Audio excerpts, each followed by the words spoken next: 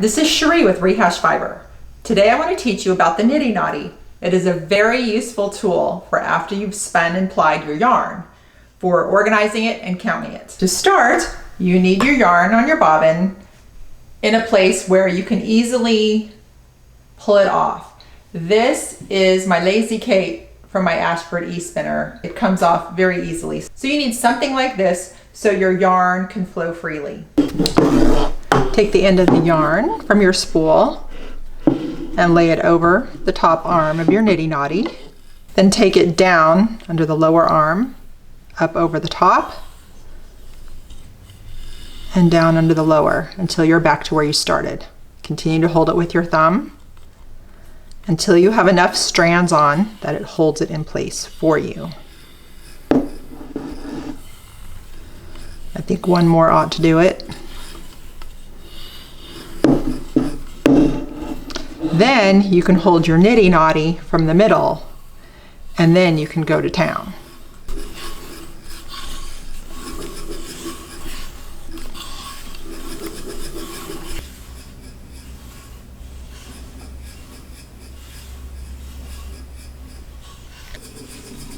And we're done. Trim it. I leave a little bit of the leader on so that I know and I can find the end. That white really shows up. And just tuck it in so it's secure. Once it's all on the Niddy Noddy, cut 4 strands of yarn. I like my leader yarn in a different color so that I can see it easier. So you see how it's in 4 sections.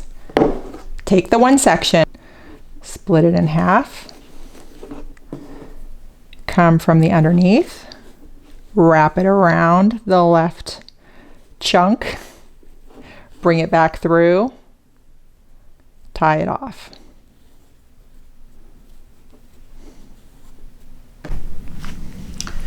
You want to count your yarn so you know how much you have. I do it just depending on how I feel that day, if I count it while it's still tight on the Niddy Noddy, or if I have all 4 sections tied off and I take it off the Niddy Noddy and it's loose, because sometimes I don't feel like fighting with the tension. Okay, so you have that option. You can count it like this, you count your strands, or take it off. I feel like taking it off today, so I'm going to show you that way. All 4 sections are tied off. Now it can come off the Niddy Noddy. It will remain secure. And then you have your nice hank of yarn. I'm going to do the counting now while it's loose, and I can count the strands here. I counted the number of strands, and usually jot that down. That way you have it. Now, how to figure out how much you have is you take your Niddy Noddy and you measure from here to here. And then you multiply that times 4. I'm in the US, so we do everything with inches and yards. So for me, it's 14.5 inches between here and here, times 4 is 58. So what I do, I take my number of strands times 58.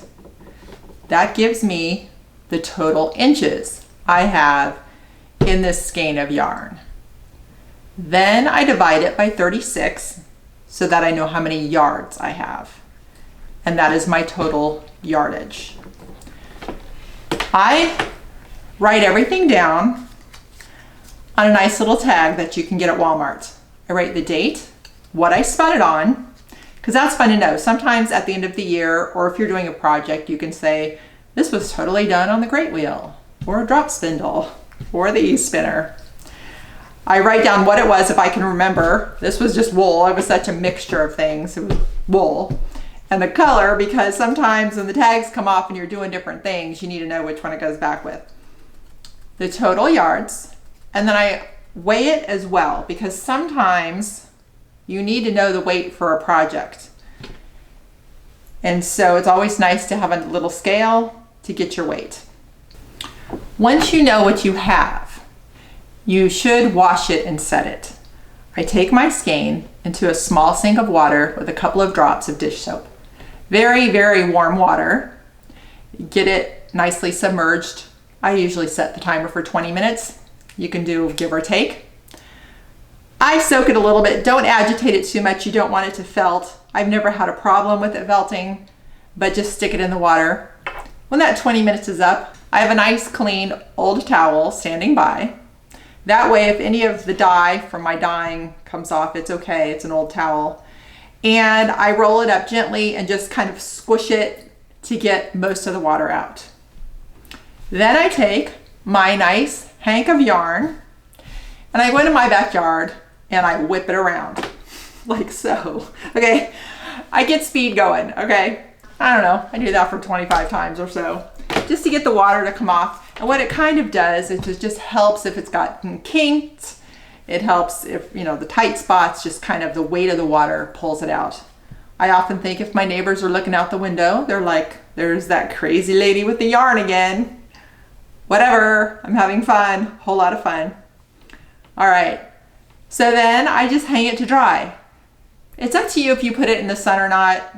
I've heard different things. Don't put it in the sun, it hurts it. I put it in the sun because it helps dry it. And it also just depends on the time of year. In the summer here, it's very, very hot. I can put it in the shade. Sometimes it's even better to keep it in the house because the air conditioning has the conditions drier than the humid Florida air. It's all up to you and how to get your yarn dry. To wrap this up in a skein, you take each end and you twist it in opposite directions until it starts feeling tight. It's getting tight now. Then you take the ends to each other and you can see how it's coiling on itself, and you put one end through the hole of the other end. And you see I did it tight enough that only a finger could fit. That way it's going to hold when it goes through.